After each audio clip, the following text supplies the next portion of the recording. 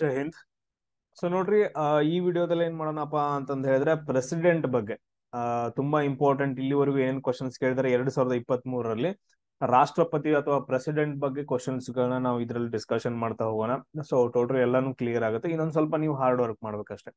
ಆಮೇಲೆ ನಿಮ್ ಸ್ವಲ್ಪ ಆದ್ರೂ ಯೂಸ್ ಆಗ್ತಿತ್ತು ಅಂತಂದ್ ಹೇಳಿದ್ರೆ ನನ್ನ ಕಡೆಯಿಂದ ರಿಕ್ವೆಸ್ಟ್ ಅಪ್ಪ, ಎಲ್ರಿಗೂ ಶೇರ್ ಮಾಡ್ರಿ. ಸ್ಟೇಟಸ್ ಗಳನ್ನ ಹಾಕಿ ಎಲ್ಲ ಗ್ರೂಪ್ಸ್ ಅಲ್ಲಿ ಶೇರ್ ಮಾಡಿ, ಎಲ್ಲ ಕಡೆ ಒಂದ್ ಸ್ವಲ್ಪ ಸ್ಪ್ರೆಡ್ ಆಗ್ಲಿ. ಸ್ಪ್ರೆಡ್ ಆಗ್ಲಿಲ್ಲ ಅಂತಂದ ಹೇಳಿದ್ರೆ ನನಗೂ ಮನ್ಸ್ ಬರಲ್ಲ. ಆ ಎಸ್, ಎಲ್ಲಾ ಕಡೆ ಏನಪ್ಪಾ ಅಂತಂದ ಹೇಳಿದ್ರೆ ಸ್ವಲ್ಪ ಎಲ್ರಿಗೂ ರೀಚ್ ಆಗ್ಲಿ ಅಷ್ಟೇ. ಎಲ್ರಿಗೂ ಒಳ್ಳೇದಾಗ್ಲಿ, ಎಲ್ರಿಗೂ ರೀಚ್ ಆಗ್ಲಿ. ಓಕೆ, ನಾವು ಡಿಸ್ಕಷನ್ ಮಾಡೋಣ. ನೋಡ್ರಿ, ಇಲ್ಲೇನಪ್ಪಾ ಅಂತಂದ ಹೇಳಿ ಈ ಕ್ವಶನ್ ಒಳಗಡೆ ಗವರ್ನರ್ ಅಂತಂದ್ ಕೊಟ್ಟಿದಾರ. ಗವರ್ನರ್ ಏನಪ್ಪಾ ಅಂತಂದ ಹೇಳಿದ್ರ ಓತ್ ಅಂತಂದ್ ಹೇಳ್ಬಿಟ್ಟು, ಓತ್ ಅಂತಂದ್ ಹೇಳಿದ್ರೆ ಏನ್ ತಗೊಂತೀರಾ? ಓತ್ ಅಂದ್ರೆ ಓತ್, ಗವರ್ನರ್ ಓತ್ ಅಂತಂದ್ ಹೇಳ್ತೀವಿ, ಅಥವಾ ಗವರ್ನರ್ ಆತ್ ಅಂತಂದ್ ಹೇಳ್ತೀವಿ. ನೀವ್ ಹೆಂಗ್ ಹೇಳ್ತೀರ ಹಂಗೆ.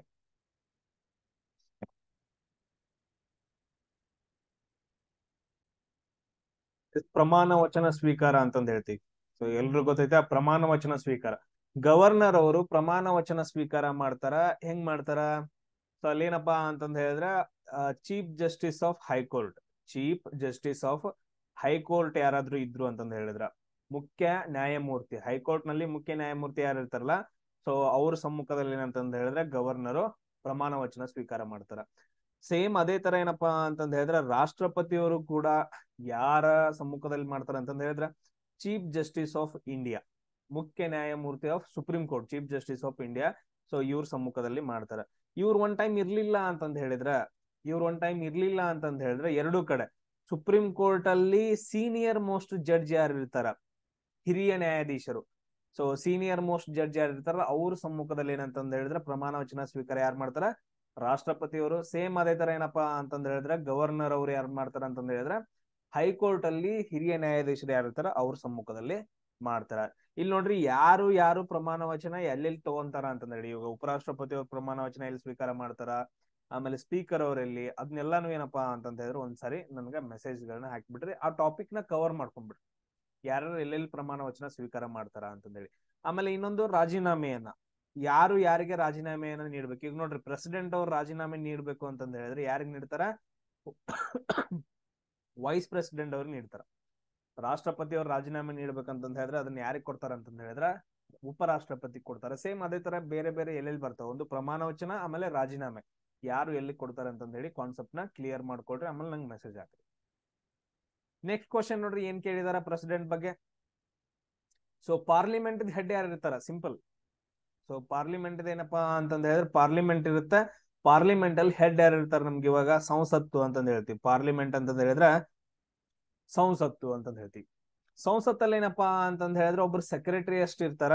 ಸೊ ಇವ್ರ ಹೆಡ್ ಆಫ್ ಸೆಕ್ರೆಟರಿ ಅಷ್ಟು ಅಂತಂದ್ ಹೇಳ್ತೀವಿ. ಅವ್ರನ್ನ ಸೆಕ್ರೆಟರಿ ಜನರಲ್ ಅಂತ ಕರೀತಾರೆ. ಅವ್ರನ್ನ ಏನಂತ ಕರಿತೀವಿ? ಸೆಕ್ರೆಟರಿ ಜನರಲ್ ಅಂತ ಕರಿತೀವಿ. ಬಟ್ ಅದ್ರ ಸಂಸತ್ತಿಗೆ ಹೆಡ್ ಯಾರಪ್ಪ ಅಂತಂದ್ ಹೇಳಿದ್ರೆ ಪ್ರೆಸಿಡೆಂಟ್ ಅವರು. ಆ ಕ್ವಶನ್ ಬೇರೆ, ಈ ಕ್ವಶನ್ ಬೇರೆ. ಸೊ ಪಾರ್ಲಿಮೆಂಟ್ ಅಲ್ಲಿ ಸೆಕ್ರೆಟರಿ ಎಷ್ಟು ಇರುತ್ತಾ ಅದಕ್ಕೆ ಹೆಡ್ ಯಾರಪ್ಪ ಅಂತಂದ ಹೇಳಿದ್ರೆ ಸೆಕ್ರೆಟರಿ ಜನರಲ್, ಇವರೊಬ್ರು IAS ಅಧಿಕಾರಿ ಆಗಿರ್ತಾರ. ಬಟ್ ಅದ್ರ ಇಲ್ಲಿ ಸಂಸತ್ತು ಒಳಗಡೆ ಸಂಸತ್ತಿನ ಹೆಡ್ ಯಾರಪ್ಪ ಅಂತಂದ ಹೇಳಿದ್ರೆ ಪ್ರೆಸಿಡೆಂಟ್, ರಾಷ್ಟ್ರಪತಿ ಅಂತ ಹೇಳ್ತೀವಿ. ಸಂಸತ್ ಅಂದ್ರೆ ಏನು? ಸಂಸತ್ ಏನೇನ್ ಕೂಡಿರುತ್ತ? ರಾಷ್ಟ್ರಪತಿ ಇರ್ತಾರ, ಅದಾದ ನಂತರ ನೆಕ್ಸ್ಟ್ ಯಾರು ಇರ್ತಾರ? ಲೋಕಸಭೆ ಇರುತ್ತ, ಆಮೇಲೆ ನೆಕ್ಸ್ಟ್ ಯಾರು ಇರ್ತಾರ ಅಂತಂದ ಹೇಳಿದ್ರೆ ರಾಜ್ಯಸಭೆ. ಈ ಮೂರನ್ನ ಸೇರಿಸ್ಬಿಟ್ಟು ಏನಂತ ಕರಿತೀವಿ ಅಂತಂದ ಹೇಳಿದ್ರ ಸಂಸತ್ತು ಅಂತ ಕರಿತೀವಿ. ಕ್ಲಿಯರ್ ಎಲ್ರಿಗೂ? ಸೊ ಇವಾಗ ಯಾವ ಆರ್ಟಿಕಲ್ಸ್ ಗಳು ಬರ್ತಾವ ಅಂತಂದ್ ಹೇಳ್ಬಿಟ್ಟು ಇವಾಗ್ಲೇ ಒಂದು ಲಿಸ್ಟ್ ಅನ್ನ ಮಾಡ್ಕೊಂಡ್ಬಿಟ್ರು. ಆಮೇಲೆ ನೆಕ್ಸ್ಟ್ ನೋಡ್ರಿ, ಲೋಕಸಭೆದ ಹೆಡ್ ಯಾರು ಇರ್ತಾರ ಅಂತಂದ್ ಹೇಳಿದ್ರೆ ಸ್ಪೀಕರ್ ಇರ್ತಾರ. ಲೋಕಸಭೆ ಹೆಡ್ ಯಾರು? Speaker, 93 article. ರಾಜ್ಯಸಭೆದ ಹೆಡ್ ಯಾರು ಇರ್ತಾರ ಅಂತಂದ್ ಹೇಳಿದ್ರೆ ಅಧ್ಯಕ್ಷರು ಇರ್ತಾರ. ಅಧ್ಯಕ್ಷರು ಇರ್ತಾರೆ. ಈ ಅಧ್ಯಕ್ಷರು ಯಾರಪ್ಪ ಅಂತಂದ್ ಹೇಳಿದ್ರೆ ಯಾವಾಗ್ಲೂ ಉಪರಾಷ್ಟ್ರಪತಿ ಅವರ, ಯಾರು ಉಪರಾಷ್ಟ್ರಪತಿ ಆಗಿರ್ತಾರ ಅವರು ರಾಜ್ಯಸಭೆಯ ಅಧ್ಯಕ್ಷರಾಗಿರ್ತಾರ. ಇಷ್ಟು ಪಾಯಿಂಟ್ಸ್ ಗಳನ್ನ. ಆಮೇಲೆ ಕರೆಂಟ್ ಅಫೇರ್ಸ್ ಅಲ್ಲಿ ಇವಾಗ ಯಾರ್ಯಾರು ಇದಾರ? ಪ್ರೆಸಿಡೆಂಟ್ ಯಾರಿದಾರ, ಸ್ಪೀಕರ್ ಯಾರಿದಾರ, ಅಧ್ಯಕ್ಷರು ಯಾರಿದಾರ, ಆಮೇಲೆ ಡೆಪ್ಯೂಟಿ ಸ್ಪೀಕರ್ ಯಾರಿದಾರ, ಲೋಕಸಭೆದ ಡೆಪ್ಯೂಟಿ ಸ್ಪೀಕರ್ ಯಾರಿದಾರ, ಅದನ್ನು ಕೂಡ ಏನಂತಂದ ಹೇಳಿದ್ರೆ ಹೇಳ್ಬಿಟ್ಟು. ಆಮೇಲೆ ನೆಕ್ಸ್ಟ್ ನೋಡ್ರಿ, ಇಲ್ಲೇನಪ್ಪಾ ಅಂತಂದ ಹೇಳಿದ್ರ ಇದು ಪ್ರೆಸಿಡೆಂಟ್ ಬಗ್ಗೆ ಅಲ್ಲ. ನೆಕ್ಸ್ಟ್ ನೋಡ್ರಿ, ಸುಪ್ರೀಂ ಕೋರ್ಟ್ ಜಡ್ಜಸ್ ಗಳನ್ನ ನೋಡ್ರಿ. ಸುಪ್ರೀಂ ಕೋರ್ಟ್ ಯಾವುದೇ ಜಡ್ಜ್ ಆಗ್ಲಿ, ಸುಪ್ರೀಂ ಕೋರ್ಟ್ ಜಡ್ಜಸ್ ಗಳನ್ನಾಗ್ಲಿ, ಆಮೇಲೆ ಹೈಕೋರ್ಟ್ ಜಡ್ಜಸ್ ಗಳನ್ನಾಗ್ಲಿ, ಹೈಕೋರ್ಟ್ ಜಡ್ಜಸ್ ಗಳನ್ನಾಗ್ಲಿ ಯಾರು ನೇಮಕ ಮಾಡ್ತಾರ ಅಂತಂದ ಹೇಳಿದ್ರೆ ಪ್ರೆಸಿಡೆಂಟ್ ಅವ್ರು ನೇಮಕ ಮಾಡ್ತಾರ. ಸೊ ಆರ್ಟಿಕಲ್ 124 ಪ್ರಕಾರ ಸುಪ್ರೀಂ ಕೋರ್ಟ್ ಜಡ್ಜಸ್ ಗಳನ್ನ ರಾಷ್ಟ್ರಪತಿ ಅವರು ನೇಮಕ ಮಾಡ್ತಾರ. ಹೈಕೋರ್ಟ್ ಅಲ್ಲಿ ಬರುವಂತಹ ಎಲ್ಲಾ ಜಡ್ಜಸ್ ಗಳನ್ನು ಕೂಡ ಏನಂತಂದ್ರೆ ರಾಷ್ಟ್ರಪತಿಯವರ ನೇಮಕ ಮಾಡ್ತಾರ. ಯಾವ ಆರ್ಟಿಕಲ್ ಮುಖಾಂತರ ಅನ್ನೋದು ನನಗೆ ಹೇಳ್ರಿ. ಆಮೇಲೆ next district court, taluk court ಬರ್ತಾವ. ಇಲ್ಲಿರೋ ಜಡ್ಜಸ್ ಗಳನ್ನ ಯಾರು ನೇಮಕ ಮಾಡ್ತಾರ ಅಂತಂದ ಹೇಳಿದ್ರೆ ಆಯಾ ರಾಜ್ಯದ ಗವರ್ನರ್ ಅವ್ರು ಮಾಡ್ತಾರ. ಈ ಪಾಯಿಂಟ್ ಎಲ್ರಿಗೂ ಕ್ಲಿಯರ್. ಇಷ್ಟನ್ನ ಏನಂತಂದ ಹೇಳಿದ್ರೆ ನೆನ್ಪಿಟ್ಕೊಡ್ರಿ. ನೆಕ್ಸ್ಟ್ ಕ್ವಶನ್ ಏನ್ ಕೇಳಿದಾನ ನೋಡ್ರಿ. ಸೊ ಕಾನ್ಸ್ಟಿಟ್ಯೂಷನ್ ಫೈನಲ್ ಇಂಟರ್ಪ್ರೇಟರ್ ಅಂತಂದ ಹೇಳಿದ್ರೆ ಇವಾಗ ಏನ ಕಾನ್ಸ್ಟಿಟ್ಯೂಷನ್ ಅಲ್ಲಿ ಏನೋ ಚೇಂಜಸ್ ಆಗ್ಬೇಕು, ಏನಾಗಬೇಕು, ಒಂಥರ ಹೆಡ್ ಅಂತ ಅನ್ಕೊಡ್ರಿ. ಸೊ ಯಾರಪ್ಪ ಅಂತಂದ ಹೇಳಿದ್ರೆ ಇವಾಗ ನೋಡ್ರಿ, ಕಾನ್ಸ್ಟಿಟ್ಯೂಷನ್ ಅಲ್ಲಿ ಇಂಡಿಯನ್ ಕಾನ್ಸ್ಟಿಟ್ಯೂಷನ್ ಇರುತ್ತಾ, ಅಲ್ಲಿ ಏನೋ ಒಂದು ಲಾಗಳನ್ನ ತರಬೇಕು, ಏನೇ ತರಬೇಕು, ಅಲ್ಲಿ ತಪ್ಪಾಯ್ತು ಅಂತಂದ ಹೇಳಿದ್ರೆ ಅದನ್ನೆಲ್ಲ ಕೇಳೋರು ಯಾರಪ್ಪ ಅಂತಂದ ಹೇಳಿದ್ರೆ ಸುಪ್ರೀಂ ಕೋರ್ಟ್. ಯಾರು ಕೇಳ್ತಾರ? Supreme court. ಇಲ್ಲಿ ನೋಡ್ರಿ, ಅಟಾರ್ನಿ ಜನರಲ್ ಅಂತಂದ್ ಬರ್ತಾರ. ಮೊದಲ ಕಾನೂನು ಸದಸ್ಯ ಅಂತಂದ ಹೇಳ್ತೀವಿ ಆರ್ಟಿಕಲ್ 76 ಮುಖಾರ. ಆಮೇಲೆ CAG ಅಂತ ಬರ್ತಾರ, ಕಂಟ್ರೋಲರ್ ಆಡಿಟರ್ ಜನರಲ್. ಇವರು ಲೆಕ್ಕ ಪರಿಶೋಧಕ ಅಧಿಕಾರಿ ಆಗಿರ್ತಾರ. ಇದು ಆರ್ಟಿಕಲ್ 148 ಅವ್ರ ಬಗ್ಗೆ ಹೇಳುತ್ತೆ. ಸೊ ಇಷ್ಟನ್ನ ಸ್ವಲ್ಪ ನೋಡ್ಕೊಂಡು ಇವಾಗ ಅಟಾರ್ನಿ ಜನರಲ್ ಯಾರಿದಾರ, CAG ಯಾರಿದಾರ ಅಂತಂದ ಹೇಳಿ ನಂಗೆ ಮೆಸೇಜ್ ಆಗ. ನೀವು ರಿಪ್ಲೈ ಅದು ಮಾಡ್ಲಿಲ್ಲಪ್ಪ ಅಂತಂದ ಹೇಳಿದ್ರೆ ನನ್ನ ಕಡೆಯಿಂದ ಕ್ಲಾಸ್ ಬರಲ್ಲ. ನಾನು ಆರಾಮಾಗಿ ವಾರಕ್ಕೊಂದು ವಿಡಿಯೋ ಹಾಕೊಂಡು ಮಜಾ ಮಾಡ್ಕೊಂತು ಫನ್ ಮಾಡ್ಕೊಂತಿರ್ತೀನಿ. ನಿಮಗ್ ಕ್ಲಾಸಸ್ಗಳು ಬೇಕು ಸರ್ ಮಾಡ್ಬೇಕಂತಂದ ಹೇಳಿದ್ರೆ ಹೇಳಿರೋ ಕೆಲಸವನ್ನ ಮಾಡ್ಲೇಬೇಕು.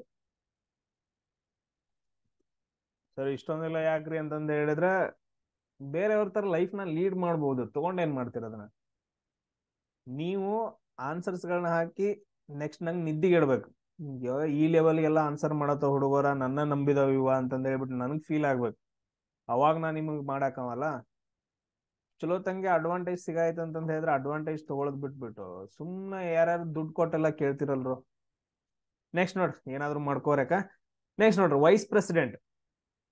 ಇಲ್ಲೇನಪ್ಪಾ ಅಂತಂದ ಹೇಳಿದ್ರೆ ತುಂಬಾ ಇಂಪಾರ್ಟೆಂಟ್. ಇವಾಗ ರಾಷ್ಟ್ರಪತಿಯವರ ಇಲೆಕ್ಷನ್ ಅಲ್ಲಿ ಯಾರ್ಯಾರು ಇರ್ತಾರ, ರಾಷ್ಟ್ರಪತಿಯವರ ಇಲೆಕ್ಷನ್ ಅಲ್ಲಿ ಯಾರ್ಯಾರು ಇರ್ತಾರ, ಲೋಕಸಭೆಯ ಎಲ್ಲಾ ಸದಸ್ಯರು ಇರ್ತಾರ, ರಾಜ್ಯಸಭೆಯ ಸದಸ್ಯರು ಇರ್ತಾರ. ಅವ್ರ 12 ಜನ ಇರ್ತಾರೋ ಇಲ್ಲೋ ನೋಡ್ರಿ, ನಾಮಿನೇಟ್ ಆದವರು. ಅದಾದ ನಂತರ ವಿಧಾನಸಭೆಯ ಸದಸ್ಯರು ಇರ್ತಾರ. ಸೊ ಈ ತರ ಒಂದು ಇಲೆಕ್ಟ್ರಲ್ ಕಾಲೇಜ್ ಇದು ಆಗತ್ತಲ್ಲ. ಆಮೇಲೆ 2 ಪ್ರದೇಶದಲ್ಲಿ ವಿಧಾನಸಭೆಗಳಿದಾವ, ಕೇಂದ್ರಾಡಳಿತ ಪ್ರದೇಶಗಳಲ್ಲಿ. ಪಾಂಡಿಚೇರಿ ಇನ್ನೊಂದ್ ಯಾವ್ದು ನೋಡ್ರಿ. ಆ ಇವರು ಏನಂತಂದ ಹೇಳಿದ್ರೆ ರಾಷ್ಟ್ರಪತಿಯ ಇಲೆಕ್ಷನ್ ಅಲ್ಲಿ ಇರ್ತಾರ. ಅದನ್ನ ನೀವೇನ್ ಮಾಡ್ಕೋಬೇಕು, ನನಗೆ ಮೆಸೇಜ್ ಆಗ್ಬೇಕು. ಸೇಮ್ ಅದೇ ತರ ವೈಸ್ ಪ್ರೆಸಿಡೆಂಟ್, ಉಪರಾಷ್ಟ್ರಪತಿಯವರ ಇಲೆಕ್ಷನ್ ಅಲ್ಲಿ ಯಾರ್ಯಾರು ಇರ್ತಾರ ಅಂತ ಕ್ವಶನ್. ಯಾರ್ಯಾರು ಇರ್ತಾರ? Both parliament, both of the houses of parliament ಅಂತಂದ್ರೆ ಓನ್ಲಿ ಲೋಕಸಭೆ ಮತ್ತು ರಾಜ್ಯಸಭೆಯವರು ಮಾತ್ರ ಇರ್ತಾರೆ. ಲೋಕಸಭೆ ಮತ್ತು ರಾಜ್ಯಸಭೆಯವರು ಮಾತ್ರ ಏನಂತಂದ್ರೆ ಉಪರಾಷ್ಟ್ರಪತಿಯವರ ಇಲೆಕ್ಷನ್ ಅಲ್ಲಿ ಇರ್ತಾರ.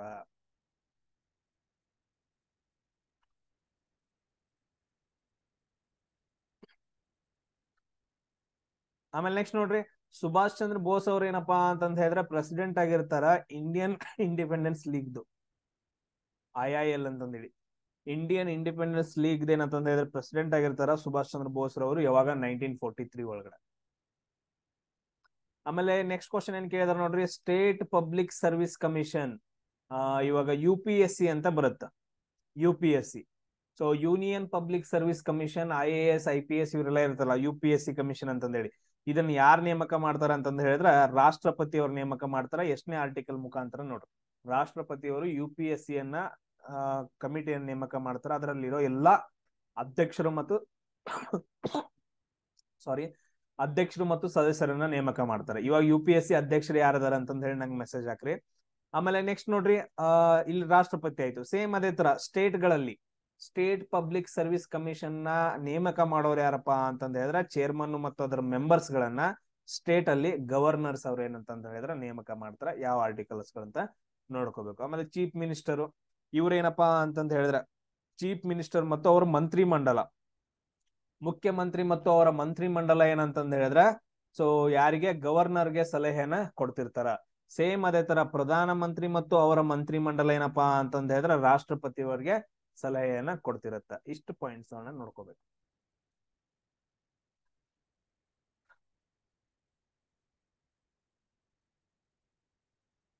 ಇಲ್ಲಿ ನೋಡ್ರಿ, who is the head of government ಅಂತ ಕೇಳಿದ್ರ, who is the head of India ಅಂತ ಕೇಳಿಲ್ಲ, ಅಥವಾ ಪಾರ್ಲಿಮೆಂಟ್ ಅಂತ ಕೇಳಿಲ್ಲ, ಗೌರ್ಮೆಂಟ್ ಹೆಡ್. ಸೊ ಯಾರಪ್ಪ ಅಂತಂದ ಹೇಳಿದ್ರೆ ಪ್ರೈಮ್ ಮಿನಿಸ್ಟರ್ ಅಂತಂದ ಹೇಳ್ತೀವಿ. ಗೌರ್ಮೆಂಟ್ ಹೆಡ್ ಯಾರಪ್ಪ ಅಂತಂದ ಹೇಳಿದ್ರೆ ಪ್ರೈಮ್ ಮಿನಿಸ್ಟರ್. ಆಮೇಲೆ ಉಳಿದ ಎಲ್ಲ ಡಿಸ್ಕಷನ್ ಮಾಡಿದೀವಿ ಆಲ್ರೆಡಿ.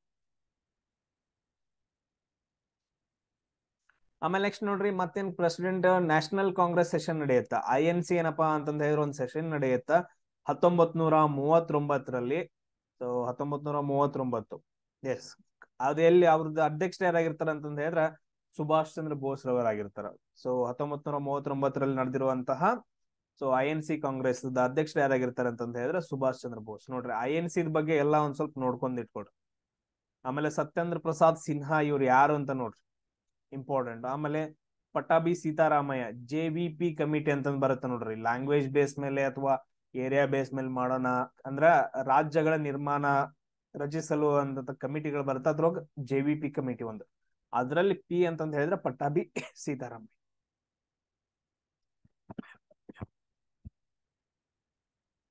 ನೆಕ್ಸ್ಟ್ ನೋಡ್ರಿ, the article council of ministers to aid advise and president. ಆಗ್ಲೇ ಹೇಳಿದ್ನಲ್ಲ, ರಾಷ್ಟ್ರಪತಿಯವರಿಗೆ ಪ್ರಧಾನ ಮಂತ್ರಿ ಮತ್ತು ಅವ್ರ ಮಂತ್ರಿ ಮಂಡಲ ಏನಂತಂದ ಹೇಳಿದ್ರೆ ಸಲಹೆಗಳನ್ನ ಕೊಡಬೇಕು. ಯಾವ ಆರ್ಟಿಕಲ್ ಹೇಳುತ್ತ ಅದನ್ನ ಕೇಳ. ಪ್ರಧಾನ ಮಂತ್ರಿ ಮತ್ತು ಅವ್ರ ಮಂತ್ರಿ ಮಂಡಲ ರಾಷ್ಟ್ರಪತಿಗೆ ಸಲಹೆಯನ್ನ ಕೊಡಲು ಅಧಿಕಾರವನ್ನ ನೀಡಿರುವಂತಹ ಆರ್ಟಿಕಲ್ ಯಾವುದು ಅಂತ ಕ್ವಶನ್ ಕೇಳಿದಾರ. ಯಾವ್ದಪ್ಪ ಅಂತಂದ ಹೇಳಿದ್ರೆ ಆರ್ಟಿಕಲ್ 74. ಆಮೇಲೆ ಆರ್ಟಿಕಲ್ 52 ಏನ್ ಹೇಳ್ತಾ, ಪ್ರೆಸಿಡೆಂಟ್ ಬೇಕು ಅಂತ ಹೇಳುತ್ತಾ. ಆರ್ಟಿಕಲ್ 61 ಏನ್ ಹೇಳುತ್ತ ನೋಡ್ರಿ, ತುಂಬಾ ಇಂಪಾರ್ಟೆಂಟ್. ಆಮೇಲೆ ಆರ್ಟಿಕಲ್ 70 ನೋಡ್ರಿ, ಇಲ್ಲಿ ನೋಡ್ರಿ SPSC.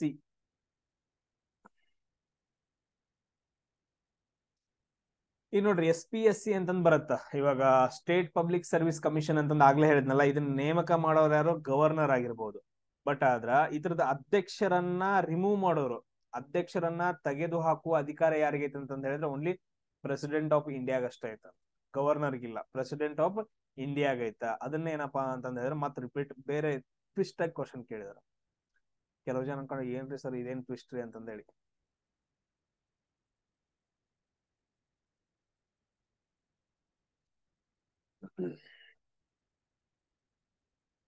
ಸೊ ಇಲ್ಲಿ ನೋಡ್ರಿ ನೆಕ್ಸ್ಟ್ ಏನಪ್ಪಾ ಅಂತಂದ ಹೇಳಿದ್ರೆ ಒಬ್ರು ವೈಸ್ ಪ್ರೆಸಿಡೆಂಟ್ ಆಗ್ಬೇಕು ಅಂತಂದ ಹೇಳಿದ್ರ.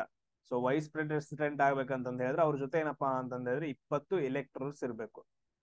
ಸೊ ಅಂದ್ರನ ಏನಂತಂದ ಹೇಳಿದ್ರೆ ನಾನು ವೈಸ್ ಪ್ರೆಸಿಡೆಂಟ್ ಆಗ್ತೀನಿ ಅಂತಂದ ಹೇಳಿದ್ರಿ ನಾಮಿನೇಟ್ ಮಾಡಕ್ ಆಗತ್ತ, ಫೈಲ್ ನಾಮಿನೇಷನ್ ಮಾಡಕ್ ಆಗತ್ತ. ಅದೇ ತರ ನೆಕ್ಸ್ಟ್ ನೋಡ್ರಿ ಗ್ರಾಂಟ್ ಪಾರ್ಡನ್ಸ್ ಅಂತಂದ ಹೇಳಿದ್ರೆ ಕ್ಷಮಾದಾನ ಅಧಿಕಾರ. ಕ್ಷಮಾದಾನ ಅಧಿಕಾರ ಭಾರತದಲ್ಲಿ ಯಾರು ಮಾಡ್ತಾರ ಅಂತಂದ ಹೇಳಿದ್ರೆ ರಾಷ್ಟ್ರಪತಿ ಅವ್ರು ಮಾಡ್ತಾರ. ಆಮೇಲೆ ರಾಜ್ಯದಲ್ಲಿ ಕ್ಷಮಾದಾನಗಳನ್ನ ಯಾರು ಮಾಡ್ತಾರ ಅಂತಂದ ಹೇಳಿದ್ರೆ ಗವರ್ನರ್ ಅವ್ರು ಮಾಡ್ತಾರ. ಯಾವ ಆರ್ಟಿಕಲ್ ಮುಖಾಂತರ?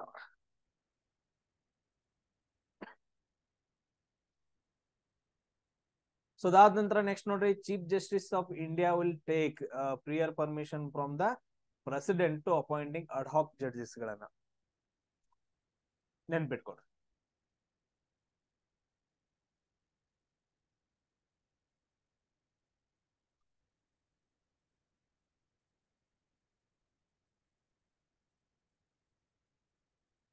ಫಂಡಮೆಂಟಲ್ ರೈಟ್ಸ್ ಗಳ ಬಗ್ಗೆ, ಮೂಲಭೂತ ಹಕ್ಕುಗಳ ಬಗ್ಗೆ ಏನಾದ್ರೂ ಬಂತು ಅಂತಂದ ಹೇಳಿದ್ರ, ಸೊ ಯಾವ್ದಾದ್ರು ಆರ್ಡರ್ ಆಗಿರ್ಬೋದು ಅಥವಾ ಏನೇ ಆಗಿರ್ಬೋದು ಅಥವಾ ಮೂಲಭೂತ ಹಕ್ಕುಗಳ ಉಲ್ಲಂಘನೆ ಆಗಿರ್ಬೋದು, ಸೊ ಅಥವಾ ಗೌರ್ಮೆಂಟ್ ಅದನ್ನ ತುಳಿದು ಹಾಕ್ತಾ ಇರ್ಬೋದು, ಅಂತ ಪ್ರಸಂಗದಲ್ಲಿ ಸುಪ್ರೀಂ ಕೋರ್ಟ್ ಮತ್ತು ಹೈಕೋರ್ಟ್ ಏನ್ ಮಾಡತ್ತ ಅಂತಂದ ಹೇಳಿದ್ರೆ ಆರ್ಡರ್ಸ್ ಗಳನ್ನ ಕೊಡುತ್ತೆ. ಯಾವ ರಿಟ್ಸ್ ಅಂತ ಹೇಳ್ತೀವಿ, ಅವುಗಳನ್ನ ಏನಂತ ಕರಿತೀವಿ, ರಿಟ್ಸ್ ಅಂತಂದ ಹೇಳ್ತೀವಿ. ಸುಪ್ರೀಂ ಕೋರ್ಟ್ ಆರ್ಟಿಕಲ್ 32 ಪ್ರಕಾರ, ಆಮೇಲೆ ಇದು 226 ಪ್ರಕಾರ. ಸೊ ಅದೇ ತರ ನೆಕ್ಸ್ಟ್ ನೋಡ್ರಿ, election of the method of election of the president of the Indian constitution was taken from the. ಇಲ್ಲಿ ನೋಡ್ರಿ, ಈಗ ರಾಷ್ಟ್ರಪತಿಯವರು ಇಲೆಕ್ಷನ್ ನಡೆಯುತ್ತಾ, ರಾಷ್ಟ್ರಪತಿಯವರ ಇಲೆಕ್ಷನ್ ಲೋಕಸಭೆ, ರಾಜ್ಯಸಭೆ, ವಿಧಾನಸಭೆ, ಆಮೇಲೆ ಇನ್ನಿತರ ಮೆಂಬರ್ಸ್ ಬರ್ತಾರಲ್ಲ, ಇವರೆಲ್ಲರೂ ಸೇರಿ ಏನಂತಂದ್ರೆ ಪ್ರೆಸಿಡೆಂಟ್ ಅನ್ನ ನೇಮಕ ಮಾಡ್ತಾರಲ್ಲ. ಈ ಪ್ರೊಸೆಸ್ ಅನ್ನ ಯಾವ ದೇಶದಿಂದ ಎರವಲು ಮಾಡ್ಕೊಂಡಿದಾರ ಅಂತ ಕ್ವಶನ್ ಕೇಳಿದಾರೆ. ಯಾವ ದೇಶದಿಂದ? ಐರ್ಲೆಂಡ್ ದೇಶದಿಂದ. ಐರ್ಲೆಂಡ್ ಅಂದ್ರ ಇವಾಗ ನೀವು ಸಿಂಪಲ್ ಆಗಿ ಪ್ರೆಸಿಡೆಂಟ್ ಇಲೆಕ್ಷನ್ ಬಗ್ಗೆ, ರಾಷ್ಟ್ರಪತಿಯ ಚುನಾವಣೆಯನ್ನ ಯಾವ ದೇಶದಿಂದ ಎರವಲು ಮಾಡ್ಕೊಂಡಾರ ಅಂದ್ರ ಐರ್ಲೆಂಡ್ ಇಂದ. ಆಮೇಲೆ ತುಂಬಾ ಫೇಮಸ್ ಪ್ರೆಸಿಡೆಂಟ್ ಸುಕಾರ್ನೋ ಅಂತಂದ್ ಹೇಳ್ಬಿಟ್ಟು ರೀಸೆಂಟ್ ಆಗಿ ಅವರು ಇದ್ ಮಾಡಿದಾರೆ, ಪ್ರೆಸಿಡೆಂಟ್ ಸುಕಾರ್ನೋ ಅವರು. ಆಮೇಲೆ ನೆಕ್ಸ್ಟ್ ಏನಪ್ಪಾ ಅಂತಂದ್ ಹೇಳಿದ್ರೆ ಫಸ್ಟ್ ರಿಪಬ್ಲಿಕ್ ಪರೇಡ್ ಅಲ್ಲಿ ಏನಪ್ಪಾ ಅಂತಂದ್ ಹೇಳಿದ್ರೆ ಅಟೆಂಡ್ ಆದವರು 1950. ಗಣರಾಜ್ಯೋತ್ಸವ ಅಂತ ಒಂದು ಆಚರಣೆ ಮಾಡ್ತಾರಲ್ಲ, ಗಣರಾಜ್ಯೋತ್ಸವ ಅಂತಂದ್ರೆ 1950ರಲ್ಲಿ, ಅದ್ರದ್ದು ಫಸ್ಟ್ ಅತಿಥಿ ಯಾರಪ್ಪ ಅಂತಂದ ಹೇಳಿದ್ರೆ ಪ್ರೆಸಿಡೆಂಟ್ ಸುಕಾರ್ನೋ. ಇವಾಗ 2024ರಲ್ಲಿ ನಿನ್ನೆ ಗಣರಾಜ್ಯೋತ್ಸವ ನಡೀತು, ಅದ್ರದ್ದು ಅತಿಥಿ ಯಾರಾಗಿದ್ರು? ಪಕ್ಕಾ ಕ್ವಶನ್ ಇದು, ಬರ್ದಿಟ್ಕೊಡ್ರಿ. ನೆಕ್ಸ್ಟ್ ನೋಡ್ರಿ, ಕಾಂಟಿಂಜೆನ್ಸಿ ಫಂಡ್ ಅಂತಂದ್ ಬರುತ್ತ, ಕಾಂಟಿಂಜೆನ್ಸಿ ಫಂಡ್ ಅಂತಂದ್ ಬರುತ್ತ. ಇದನ್ನ ಯಾರ ನೇಮಕ ಇದು ಮಾಡ್ತಾರ ಅಂತಂದ್ ಹೇಳಿದ್ರೆ, ಆಪರೇಟ್ ಮಾಡ್ತಾರ ಅಂತಂದ್ ಹೇಳಿದ್ರೆ ರಾಷ್ಟ್ರಪತಿಯವರು ಆಪರೇಟ್ ಮಾಡ್ತಾರ. ಅದಾದ ನಂತರ ನೆಕ್ಸ್ಟ್ ನೋಡ್ರಿ, ಸೊ ಪ್ರೆಸಿಡೆಂಟ್ ಬಗ್ಗೆ, ರಾಷ್ಟ್ರಪತಿಯವರ ಚುನಾವಣೆ ಬಗ್ಗೆ ಏನಾದ್ರೂ ಪ್ರಾಬ್ಲಮ್ಸ್ ಗಳಾದ್ರೆ, ಏನಾದ್ರೂ ಡಿಸ್ಪ್ಯೂಟ್ಸ್ ಗಳಾದ್ರೆ ಇದನ್ನ ಬಗೆಹರಿಸೋದು ಯಾರಪ್ಪ ಅಂತಂದ ಹೇಳಿದ್ರೆ ಓನ್ಲಿ ಸುಪ್ರೀಂ ಕೋರ್ಟ್.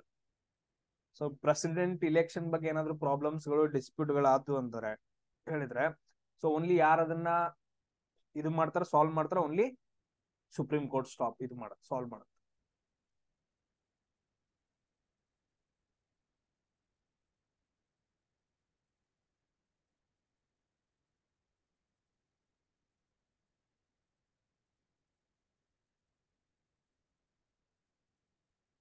ನೆಕ್ಸ್ಟ್ ನೋಡ್ರಿ, ಸೊ ಇಂಡಿಯನ್ ಕಾನ್ಸ್ಟಿಟ್ಯೂಷನ್ ಅಂತಂದ ಐತಿ, ನಮ್ಮ ಭಾರತದ ಸಂವಿಧಾನ ಐತಿ. ಸೊ ಭಾರತ ಸಂವಿಧಾನವನ್ನ ನಾವು ತಿದ್ದುಪಡಿ ಮಾಡ್ಬೇಕು ಅಂತಂದ ಹೇಳಿದ್ರೆ, ಸಿಂಪಲ್ ಆಗಿ ಅರ್ಥ ಮಾಡ್ಕೊಡ್ರಿ, ತಿದ್ದುಪಡಿ ಮಾಡ್ಬೇಕಂತಂದ ಹೇಳಿದ್ರೆ ಅದ್ರದ್ದು ಬೇಸಿಕ್ ಸ್ಟ್ರಕ್ಚರ್ ಅಂತಂದ ಐತಲ್ಲ, ಅದನ್ನ ಧಕ್ಕೆ ಬರಂಗಿಲ್ಲ. ಬೇಸಿಕ್ ಸ್ಟ್ರಕ್ಚರ್ಗೆ ಧಕ್ಕೆ ಬರದಂಗೆ ಏನಂತಂದ ಹೇಳಿದ್ರೆ ಇಂಡಿಯನ್ ಕಾನ್ಸ್ಟಿಟ್ಯೂಷನ್ ಅನ್ನ ನಾವೇನಂತಂದ ಹೇಳಿದ್ರೆ ಅಮೆಂಡ್ ಮಾಡಬಹುದು. ಅದನ್ನ ಯಾರು ಮಾಡ್ತಾರ ಅಂತಂದ ಹೇಳಿದ್ರೆ, ಆ ಅಧಿಕಾರ ಯಾವ್ರಿಗಿದೆ ಅಂತಂದ ಹೇಳಿದ್ರೆ ಸಂಸತ್ತಿಗಿದೆ. ನಾಟ್ ಪ್ರೆಸಿಡೆಂಟ್ ಅಥವಾ ಲೋಕಸಭೆ ಅಥವಾ ರಾಜ್ಯಸಭೆ, ಸಂಸತ್ತು. ಅಂದ್ರೆ ಇದರಲ್ಲಿ ಪಾರ್ಲಿಮೆಂಟ್ ಅಲ್ಲಿ ಯಾರು ಬರ್ತಾರ? ಪ್ರೆಸಿಡೆಂಟ್, ಲೋಕಸಭೆ, ರಾಜ್ಯಸಭೆ ಎಲ್ರ ಹತ್ರ ಪರ್ಮಿಷನ್ ತಗೊಂಡೇನಂತಂದ ಹೇಳಿದ್ರೆ ತಿದ್ದುಪಡಿ ಮಾಡ್ಬೇಕು. ಯಾವ ಆರ್ಟಿಕಲ್ ಮುಖಾಂತರ ತಿದ್ದುಪಡಿ ಮಾಡ್ತಾರ? ಆರ್ಟಿಕಲ್ 368 ಪ್ರಕಾರ ತಿದ್ದುಪಡಿಗಳನ್ನ ಮಾಡ್ತಾರ. ಅದಾದ ನಂತರ ವೈಸ್ ಪ್ರೆಸಿಡೆಂಟ್ ಅನ್ನೋದು, ವೈಸ್ ಪ್ರೆಸಿಡೆಂಟ್ ಪೋಸ್ಟ್ ಐತಲ್ಲ, ಈ ಪೋಸ್ಟ್ ಅನ್ನೋದನ್ನ ನಾವು ಯಾವ ದೇಶದಿಂದ ಎರವಲು ಮಾಡ್ಕೊಂತಾರ ಅಂತಂದ ಹೇಳಿದ್ರೆ United States of America, US ಇಂದ ಏನಪ್ಪಾ ಅಂತಂದ ಹೇಳಿದ್ರೆ ಎರವಲು ಮಾಡ್ಕೊಂತಾರ. US ಕಾನ್ಸ್ಟಿಟ್ಯೂಷನ್ ಇಂದ ವೈಸ್ ಪ್ರೆಸಿಡೆಂಟ್ ಪೋಸ್ಟ್ ಅನ್ನ.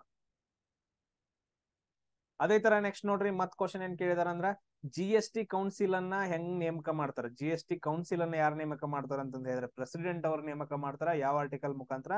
279A ಆರ್ಟಿಕಲ್ ಮುಖಾಂತರ.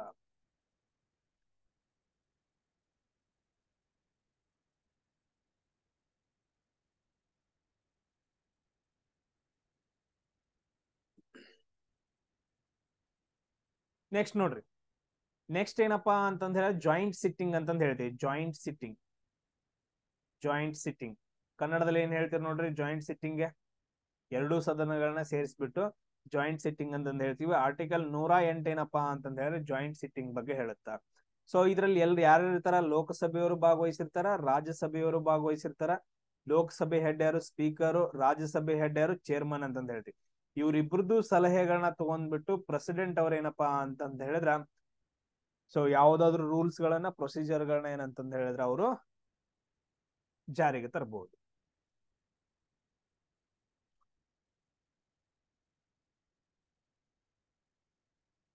ನೆಕ್ಸ್ಟ್ ನೋಡ್ರಿ, ಎಕನಾಮಿಕ್ಸ್ಗೆ, ಸೊ ಎಕನಾಮಿಕ್ ಸ್ಟೆಬಿಲಿಟಿ ಬಗ್ಗೆ. ಈಗ ನಮ್ಮ ಭಾರತ ದೇಶ ಐತೆ, ಸೊ ಹಣಕಾಸಿನ ಬಗ್ಗೆ ಏನಾದ್ರು ಪ್ರಾಬ್ಲಮ್ ಆಯ್ತು ಅಥವಾ ದೇಶ ದಿವಾಳಿ ಆಯ್ತು ಅಂತಂದ ಹೇಳಿದ್ರೆ ಆ ಟೈಮ್ ಅಲ್ಲಿ ಹೇರುವಂತ ಎಮರ್ಜೆನ್ಸಿ ಯಾವುದು? ಹಣಕಾಸು ತುರ್ತು ಪರಿಸ್ಥಿತಿ ಅಥವಾ ಫೈನಾನ್ಸ್ ಎಮರ್ಜೆನ್ಸಿ ಅಂತಂದ ಹೇಳ್ತೀವಿ. ಆರ್ಟಿಕಲ್ 360 ಹೇಳ್ತೀವಿ. ಆಮೇಲೆ ನ್ಯಾಷನಲ್ ಎಮರ್ಜೆನ್ಸಿ ಏನಂತ ಹೇಳ್ತೀವಿ? 352 ಅಂತಂದ ಹೇಳ್ತೀವಿ. ಯಾವ ಟೈಮ್ ಅಲ್ಲಿ ಬೇರೆ ದೇಶದವ್ರು ಯಾರಾದ್ರೂ ನಮ್ಮ ಮೇಲೆ ದಾಳಿ ಮಾಡಿದ್ರೆ ಅಥವಾ ನಮ್ಮ ದೇಶದ ಒಳಗಡೆ ಏನಾದ್ರೂ ಆರ್ಮ್ ರೆಬೆಲಿಯನ್ ಅಂತಂದ ಹೇಳಿದ್ರೆ ಶಸ್ತ್ರಾಸ್ತ್ರಗಳ ದಂಗೆ ಆದ್ರೆ ಅಂತ ಟೈಮ್ ಅಲ್ಲಿ ಮಾಡ್ತಾರ. ಆಮೇಲೆ ನೆಕ್ಸ್ಟ್ ಇನ್ನೊಂದು ಸ್ಟೇಟ್ ಎಮರ್ಜೆನ್ಸಿ ಅಂತಂದ ಹೇಳ್ತೀವಿ 356. ಆ ರಾಜ್ಯದ ಆಡಳಿತದ ಯಂತ್ರ ಕರೆಕ್ಟ್ ಆಗಿರ್ಲಿಲ್ಲ ಅಂತಂದ ಹೇಳಿದ್ರೆ ಅವಾಗ ಏನಂತ ಹೇಳಿದ್ರೆ 356 ಹೇಳ್ತಾರ. ನೆಕ್ಸ್ಟ್ ನೋಡ್ರಿ, ಅಟಾರ್ನಿ ಜನರಲ್ ಅನ್ನ ಯಾರು ನೇಮಕ ಮಾಡ್ತಾರಂತ ಕ್ವಶನ್ ಕೇಳಿದಾರ. ರಾಷ್ಟ್ರಪತಿ ಅವ್ರ ನೇಮಕ ಮಾಡ್ತಾರ. ಆರ್ಟಿಕಲ್ 76 ಹೇಳುತ್ತ. ಸೇಮ್ ಅದೇ ತರ ತುಂಬಾ ಬರುತ್ತೆ. ರಾಷ್ಟ್ರಪತಿ ಅವರು ಯಾರ್ಯಾರು ನೇಮಕ ಮಾಡ್ತಾರ ಅದ್ರ ಬೆಲೆ ಒಂದು ಆಲ್ರೆಡಿ ವಿಡಿಯೋಸ್ ಅನ್ನ ಮಾಡಿ ಹಾಕಿದೀನಿ. ಮತ್ತೆ ಏನಂತಂದ ಹೇಳಿ ಇಂಪಾರ್ಟೆಂಟ್ ಕ್ವಶನ್ಸ್ ಗಳನ್ನ ಇವಾಗ ರಿಪೀಟ್ ಮಾಡ್ತಾ ಇದೀನಿ. ನೆಕ್ಸ್ಟ್ ನೋಡ್ರಿ, ಫೈನಾನ್ಸ್ ಕಮಿಷನ್ ರಿಪೋರ್ಟ್ ಕೊಡುತ್ತ. ಫೈನಾನ್ಸ್ ಕಮಿಷನ್ ಏನಪ್ಪಾ ಅಂತಂದ ಹೇಳಿದ್ರೆ ನಮ್ಮ ದೇಶದಲ್ಲಿ ಏನೇನಾಗೈತಿ ಹಣಕಾಸಿನ ಬಗ್ಗೆ ರಿಪೋರ್ಟ್ ಅನ್ನ ಯಾರಿಗೆ ಕೊಡುತ್ತ ಅಂತಂದ ಹೇಳಿದ್ರೆ ರಾಷ್ಟ್ರಪತಿಯವ್ರಿಗೆ ಕೊಡುತ್ತೆ. ಇಲ್ಲಿ ನೋಡ್ರಿ, ಫೈನಾನ್ಸ್ ಕಮಿಷನ್ ಬೇಕು ಅಂತಂದ್ ಹೇಳಿ ಯಾವ ಆರ್ಟಿಕಲ್ ಹೇಳುತ್ತಾ? ಆರ್ಟಿಕಲ್ 280 ಹೇಳುತ್ತಾ. ಸೊ ಹೆಡ್ ಯಾರು ಇರ್ತಾರ ಅಂತಂದ್ ಹೇಳಿದ್ರೆ ಫೈನಾನ್ಸ್ ಮಿನಿಸ್ಟರ್ ಇರ್ತಾರ. ಅವ್ರೊಂದು ರಿಪೋರ್ಟ್ ಕೊಡ್ತಾರ, ಅದನ್ನ ಯಾರಿಗೆ ಹೋಗಿ ಸಬ್ಮಿಟ್ ಮಾಡ್ತಾರ ಅಂತ ಹೇಳಿದ್ರೆ ಪ್ರೆಸಿಡೆಂಟ್, ರಾಷ್ಟ್ರಪತಿ ಅವರಿಗೆ ಹೋಗಿ ಸಬ್ಮಿಟ್ ಮಾಡ್ತಾರ. ಸೊ ಅದೇ ತರ ನೆಕ್ಸ್ಟ್ ನೋಡ್ರಿ, ಆರ್ಟಿಕಲ್ 350B, ಮೈನಾರಿಟೀಸ್ ಅವರಿಗೆ ಸ್ಪೆಷಲ್ ಆಫೀಸರ್ಸ್ ನ ಯಾರು ನೇಮಕ ಮಾಡ್ತಾರ ಅಂದ್ರ ಪ್ರೆಸಿಡೆಂಟ್ ಅವ್ರು ನೇಮಕ ಮಾಡ್ತಾರ. ಬಾಳ ಸರಿ ಡಿಸ್ಕಷನ್ ಮಾಡೋಣ ಈಗ 2-3 ಕ್ಲಾಸ್ಗಳಲ್ಲಿ. ಅದೇ ತರ ನೆಕ್ಸ್ಟ್ ನೋಡ್ರಿ, ಲೋಕಸಭಾ. ಅದಾದ ನಂತರ ನೆಕ್ಸ್ಟ್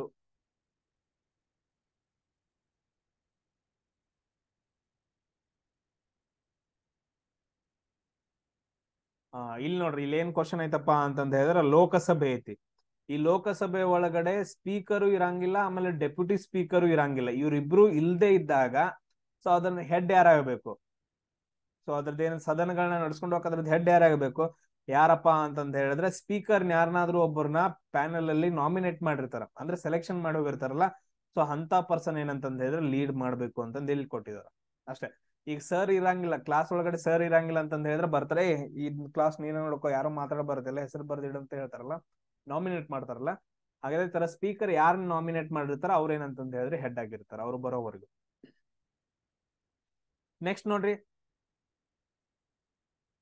ಸೊ ಇಲ್ಲಿ ಇದನ್ನ ನಾನು ಡಿಸ್ಕಷನ್ ಪ್ರೆಸಿಡೆಂಟ್ ಮತ್ತು ಗವರ್ನರ್ ಅವರದ್ದು ಸೇಫ್ಟಿ ಬಗ್ಗೆ, ಸಂರಕ್ಷಣೆ ಬಗ್ಗೆ ಅಥವಾ ರಕ್ಷಣೆ ಬಗ್ಗೆ ಹೇಳುವಂತ ಆರ್ಟಿಕಲ್ 361 ಅಂತಂದ್ ಹೇಳ್ತೀವಿ. ಆಮೇಲೆ ರಿಪಬ್ಲಿಕ್ ಡೇ ಪರೇಡ್, ಇದು ತುಂಬಾ important. Republic day parade so ಯಾರು ಪ್ರೆಸೈಡ್ ಅಂಡರ್ ಅಲ್ಲಿ ನಡೆಯುತ್ತಂತ ಹೇಳಿದ್ರೆ ರಾಷ್ಟ್ರಪತಿಯವರು. ಸೊ ರಿಪಬ್ಲಿಕ್ ಡೇ ಪರೇಡ್ ನಿನ್ನೆ ಇವು ನಡೆದಿತ್ತು ನೋಡ್ರಿ. ಸೊ ಅದ್ರಲ್ಲಿ ಭಾಗವಹಿಸಿದವರು ಯಾರಂತಂದ ಹೇಳಿದ್ರೆ ರಾಷ್ಟ್ರಪತಿಯವರು ನಿಂತ್ಕೊಂಡಿರ್ತಾರ, ಅವ್ರ ಪ್ರೆಸೈಡ್ ಅಲ್ಲಿ ಏನಂತಂದ ಹೇಳಿದ್ರೆ ನಡೆಯುತ್ತ.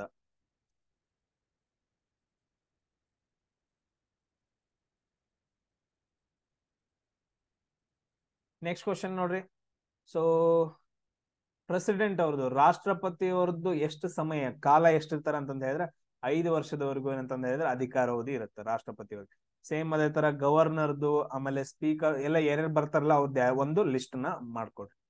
ನೆಕ್ಸ್ಟ್ ನೋಡ್ರಿ, ಸುಪ್ರೀಂ ಕೋರ್ಟ್ ಜುರಿಡಿಕ್ಷನ್. ಸೊ ಯಾರನ್ನ ಇದು ಮಾಡ್ತಾರಪ್ಪ ಅಂತಂದ ಹೇಳಿದ್ರೆ ಕಾನ್ಸ್ಟಿಟ್ಯೂಷನ್. ಸುಪ್ರೀಂ ಕೋರ್ಟ್ ಜುರಿಡಿಕ್ಷನ್ ಇಷ್ಟ ಇರುತ್ತೆ ಅಂತಂದ್ ಹೇಳ್ಬಿಟ್ಟು ಸೊ ಯಾರು ಹೇಳ್ತಾರ ಅದನ್ನ ಇಂಡಿಯನ್ ಕಾನ್ಸ್ಟಿಟ್ಯೂಷನ್ ಹೇಳುತ್ತೆ, ಮತ್ತೆ ಯಾರು ಹೇಳಂಗಿಲ್ಲ.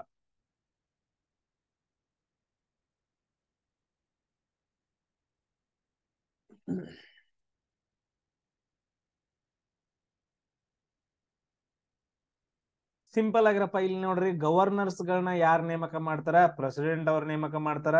ಸೊ ಅಥವಾ ಇವ್ರು ಯಾರು ಸರಿ ಇಲ್ಲ, ಇವ್ರನ್ನ ತೆಗೆದು ಹಾಕೋಣ ಅಂತಂದ್ ಹೇಳ್ಬಿಟ್ಟು ಅದನ್ನು ಯಾರು ಮಾಡ್ತಾರ ಅಂತಂದ್ ಹೇಳಿದ್ರೆ ರಾಷ್ಟ್ರಪತಿ ಅವರೇ.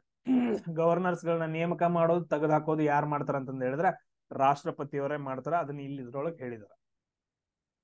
ನೆಕ್ಸ್ಟ್ ಕ್ವಶನ್ ನೋಡ್ರಿ, ಇದು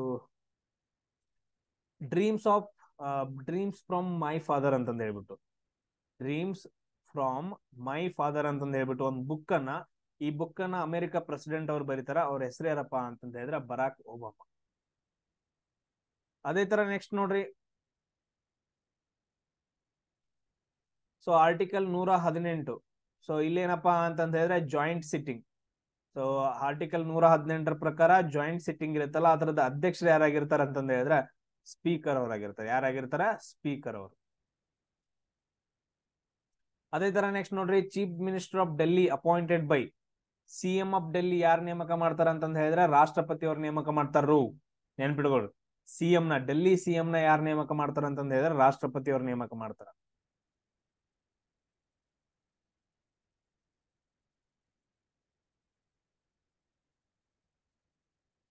ಸೊ ಅದಾದ ನಂತರ ನೆಕ್ಸ್ಟ್ ನೋಡ್ರಿ, ರಾಷ್ಟ್ರಪತಿಯವರ ಇಲೆಕ್ಷನ್ ಅಲ್ಲಿ ಯಾರು ಭಾಗವಹಿಸಂಗಿಲ್ಲ ಅಂತ ಕೇಳಿದಾರೆ.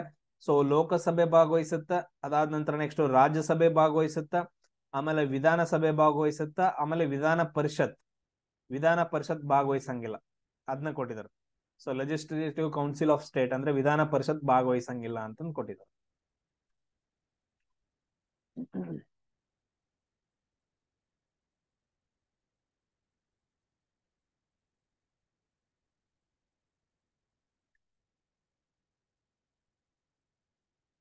ಸೊ ಅದಾದ ನಂತರ ನೆಕ್ಸ್ಟ್ ನೋಡ್ರಿ, ಇಲ್ಲಿ ಇಂಪೀಚ್ಮೆಂಟ್ ಬಗ್ಗೆ ಹೇಳುತ್ತೆ. ಮಹಾಭಿಯೋಗ ಅಂತಂದ ಹೇಳ್ಬಿಟ್ಟು, ಇಂಪೀಚ್ಮೆಂಟ್ ಅಂತ ಹೇಳಿ ಮಹಾಭಿಯೋಗ ಅಂದ್ರ ರಾಷ್ಟ್ರಪತಿಯವರೆಲ್ಲಾದ್ರೂ ಸಂವಿಧಾನದ ವಿರುದ್ಧವಾಗಿ ಏನಾದ್ರು ಕೆಲಸ ಮಾಡಿದ್ರು, ತಪ್ಪು ಮಾಡಿದ್ರು ಅಂತಂದ ಹೇಳಿದ್ರೆ ಆ ಟೈಮಲ್ಲಿ ಸೊ ಇಂಪೀಚ್ಮೆಂಟ್, ಮಹಾಭಿಯೋಗ ಮಾಡ್ಬಿಟ್ಟು ಅವ್ರನ್ನ ತೆಗೆದು ಹಾಕ್ಬೇಕು. ಅದನ್ನ ತೆಗೆದು ಹಾಕ್ಬೇಕಂತಂದ್ ಹೇಳಿದ್ರ ಅವ್ರ ಸಂವಿಧಾನದ ವಿರುದ್ಧವಾಗಿ ತಪ್ಪು ಮಾಡಿದಾರೆ ಅಂತಂದ್ ಹೇಳ್ಬಿಟ್ಟು ಲೋಕಸಭೆ ಆಗಿರ್ಬೋದು, ರಾಜ್ಯಸಭೆ ಆಗಿರ್ಬೋದು, ಸೊ ಅದ್ರಲ್ಲಿ ಎಷ್ಟು ಜನಪ್ಪ ಅಂತಂದ್ ಹೇಳಿದ್ರೆ 1/4 ಮೆಂಬರ್ಸ್.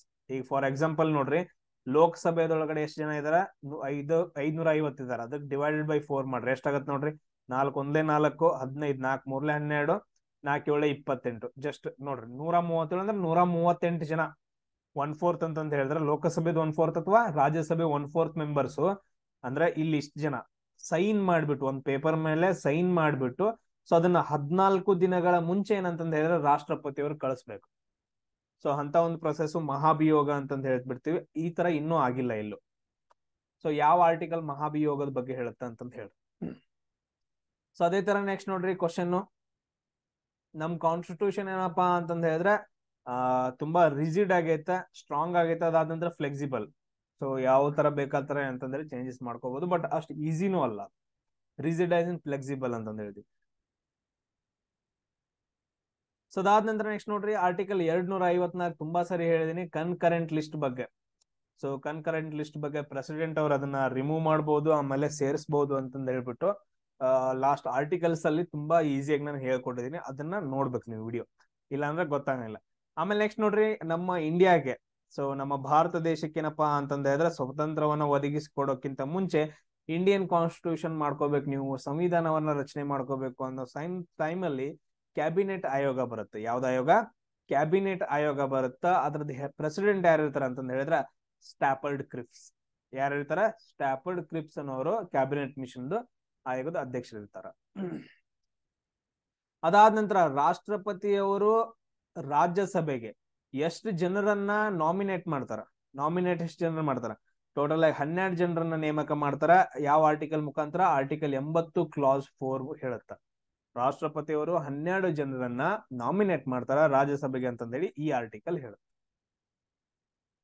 ನೆಕ್ಸ್ಟ್ ಕ್ವಶನ್ ನೋಡ್ರಿ,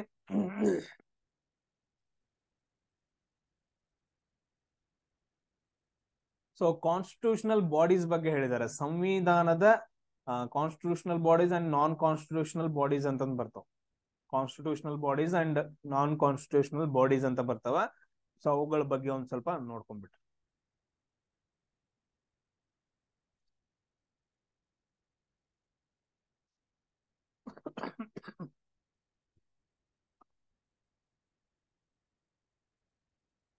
ನೆಕ್ಸ್ಟ್ ನೋಡ್ರಿ, ಇಲ್ಲಿ ಒಂದು ಏನೋ ಕೊಟ್ಟಿದ್ರ, all India trade union Congress ಅಂತ ಹೇಳ್ಬಿಟ್ಟು, all Indian trade union Congress ಅಂತಂದ್ ಹೇಳ್ಬಿಟ್ಟು ಅದ್ರದ್ದು ಫಸ್ಟ್ ಪ್ರೆಸಿಡೆಂಟ್ ಯಾರಾಗಿದ್ರು ಅಂತಂದ್ ಹೇಳಿದ್ರೆ ಲಾಲಾ ಲಜಪತ್ ರಾಯ್ ರವರು ಆಗಿದ್ರು ಅಂತಂದ್ ಹೇಳಿದಾರೆ, ಕೊಟ್ಟಿದಾರೆ. ಸೊ ಅದೊಂದು ಪಾಯಿಂಟ್ ಅನ್ನ ನೋಡ್ಕೊಳ್ರಿ. ಆಮೇಲೆ ನೆಕ್ಸ್ಟ್ ನೋಡ್ರಿ, Indian national Congress. Indian national Congress ಭಾರತದ ಮೊದಲ ಮಹಿಳೆ ಅಧ್ಯಕ್ಷರಾಗಿದ್ದ ಯಾರಪ್ಪ ಅಂತಂದ ಹೇಳಿದ್ರೆ ಸರೋಜಿನಿ ನಾಯ್ಡು ಅವರು. ಮೊದಲ ಅಧ್ಯಕ್ಷರು ಅಂತ ಕೇಳಿದ್ರ ಅಂತಂದ ಹೇಳಿದ್ರೆ ಆನಿ ಬೆಸೆಂಟ್ ಅವರು. ಇಷ್ಟೇನಪ್ಪಾ ಅಂತಂದ ಹೇಳಿದ್ರೆ ಥಿಂಗ್ಸ್ ಗಳು ಇನ್ನೂ ನಾನು ಆಲ್ರೆಡಿ ತುಂಬಾ ಡಿಸ್ಕಷನ್ ಮಾಡಿದ್ದೀನಿ. ರಾಷ್ಟ್ರಪತಿ ಅನ್ನೋ ಒಂದು ಕ್ಲಾಸ್ ಐತ್ ನೋಡ್ರಿ, ಸೊ ಆ ಕ್ಲಾಸ್ ಒಳಗಡೆ ಐತೆ ಪ್ರೆಸಿಡೆಂಟ್ ಬಗ್ಗೆ. ಸೊ ಅವುಗಳನ್ನೆಲ್ಲ ನೋಡ್ಕೊಳ್ರಿ, ನೋಟ್ಸ್ ಅನ್ನ ಮಾಡ್ಕೊಳ್ರಿ, ಪಕ್ಕ ಕ್ವಶನ್ ಬಂದೇ ಬರುತ್ತೆ. ನಾನು ಏನ್ ಹೇಳಿದನ್ನ ಡಿಸ್ಕಷನ್ ಮಾಡಿದೀನಿ, ಇದನ್ನ ಬಿಟ್ಟು ಬೇರೆ ಕ್ವಶನ್ ಬರಂಗಿಲ್ಲ. ಇದನ್ನ ನಾನು ಏನೇನ್ ಕೇಳಿದೀನಿ ಅದನ್ನ ಸ್ವಲ್ಪ ಡೀಪ್ ಆಗಿ ಓದ್ರಿ ಎಲ್ರು. ಸೊ ನೆಕ್ಸ್ಟ್ ಕ್ಲಾಸ್ ಅಲ್ಲಿ ಸಿಗೋಣ. ಜೈ ಹಿಂದ್.